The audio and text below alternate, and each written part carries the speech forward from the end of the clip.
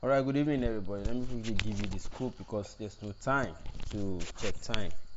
Well, today, um, people went out to protest and then to protest that Buhari's government should free Shore, but because we are in a regime, and this is to announce to all civil society activists, all human rights activists, all lawyers, all of those that participated in the so-called how do I even describe it now? All of you that participated in the so-called anti-military regime, that military must go.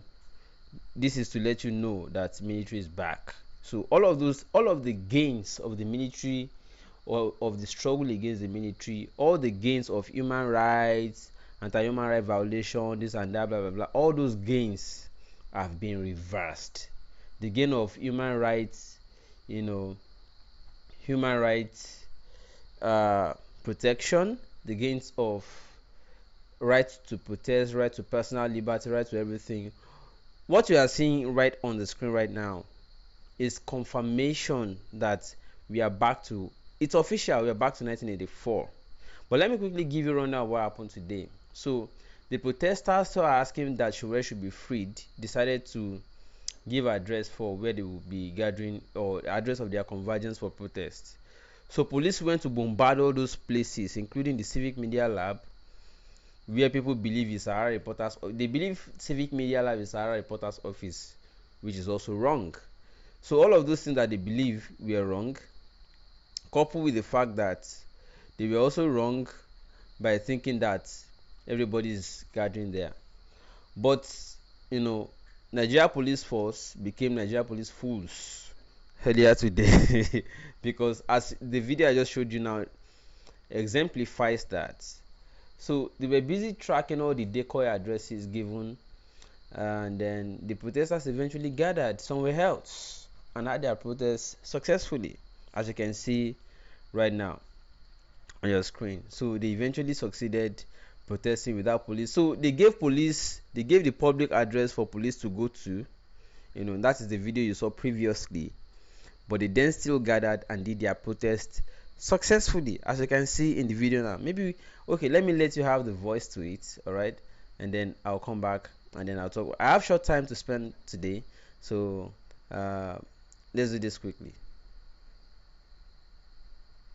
Continue to pray and hope that all will be transformed. If we all start saying no, if we all start standing up, this evil will pass away. There is no tons of agitation. Without us standing up, forget it. The time for action is now. Let us start thinking of the alternative. Let us start believing that our country can be liberated. And it's a matter of time before we get liberated. Freedom comes first from the mind before the chains go away. Enough of fear, enough of pressure. It is time for us to start agitating for our lives. Alright, so that was what happened earlier today, as you can see there. So they decided to protest, and so if police have been going to stop people that are protesting, what does it mean? So now every gain of anti-military regime protests in 1984, 1980 something, up till 1993, before we had our first true and genuine democratic election that was eventually still annulled by the military. Oh boy, you don't think we would do this struggle, we no finish. Then they still had to come back and say all those rights that you gained by protesting against military, by protesting against repression, by protesting against oppression, by protesting against the military gulag, all of those rights that you gained have now been officially reversed, because now you can no longer gather except for the government. If it is not for the government, you're wrong. You don't have a right if it is not for the government. But even under the military, so what these companies decided to do was to say, okay, and let us use the same style we used, or the same strategy we used during the military. Now during the military, we give public the address for the police to go to, since we know that they will always want to go and waylay us. Okay, give them the address to go to. So they send them errand Arodon. So they send the police an Arodon, and that was what you saw in that video that I showed previously. All right, that was what you saw in that other video that I showed previously. You can see it there. So they send the police an Arodon, say, oh yeah, go to the venue. And that's the video you can see here. Okay, so they then decided to gather somewhere else, and that is exactly what you see. That was exactly what happened today. So the comrades decided to return to the old style during the military era, the way they used to protest those days. That's what the comrades resorted to say, okay, let us release, a venue address. They know that the police, Joroja Joro, see them, Joroja Joro, they went on. Okay, so Joroja Joro, the police went. Joroja Joro, they went to go and be waiting somewhere, whereas the comrades were gathering somewhere else. That's exactly what happened. All right. So, ladies and gentlemen, it's official. We are back to 1984. All right. These are the styles comrades used in 1980, between 1984, 1985, 1986, up to 1993, before that election of Hope 93 with MK Abiola. Before then, this is the style they used. When they give an address and the police wants to be proven stubborn that they won't allow you gather, they will give a public address.